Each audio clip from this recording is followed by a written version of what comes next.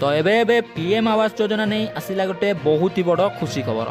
तो कौन आसी अपडेट एवं आपन जदि पीएम आवास अपडेट गुड़िक जानापी चाहूँगी ताहले भिडियोटी को निहाती भाव शेष पर्यंत देखूँ। जय जगन्नाथ मु राजेश स्वागत करुँच आज एक नुआ भिडियोटी पसंद लगे भिडियोटी को निहाती भाव लाइक करेंगे। चैनल को नुआ आसते चैनल को सब्सक्राइब करें तो पाखरे थिबा बेल आइकन को ऑल उपरे सिलेक्ट कर दियंतु। जदि आपण एक कच्चा घरे रहउछन्ती तेबे चिंता करंतु नाही, कारण वर्तमान सरकार द्वारा उत्कृष्ट योजना मध्य चली। आपन को एक स्थायी घर जोगाइया पई सरकार सर्वदा कार्य करूछन्ती, जार लाभ आपण सहजरे पाई पारिबे, जहा एक खुशी खबर भली। लोगों को स्थायी घर जोगाइया पई सरकार पीएम आवास प्लस योजना आरंभ मध्य करिसेंती। पीएम आवास प्लस योजना 2024 अधीन अभावी लोक मैंने ऑफलाइन एवं ऑनलाइन रे आवेदन करने आरंभ कले। केंद्र सरकार ग्राम उन्नयन निर्माण उच्चाभिलाषी योजना अधीन आवेदनकारी को सेमानक क्षेत्र आधार रे आर्थिक सुविधा प्रदान करा जाउछि। एही योजना अधीन ग्रामांचल रे रहुतिबा आवेदनकारी को 1,20,000 टंका एवं पहाड़ तथा अपहंच अंचल रे रहुतिबा आवेदनकारी को 1,30,000 टंका आर्थिक सहायता जोगाई देबे सरकार। एवं एक सूत्ररू सूचना मध्य मिलुछि जे एही आवास योजना रे मिलुथिबा आर्थिक सहायता परिमाण को वृद्धि करि पारंती सरकार। माने आगरु जेतिकी टंका मिलुथिला एबे ताडारू अधिक टंका मिली पारिबो बोली अपडेट देखियाकू मिलुछि एवं खूब शीघ्र केंद्र सरकार ए नै विज्ञप्ति जारी करिबो बोली मध्य सूचना देखियाकू मिलुछि।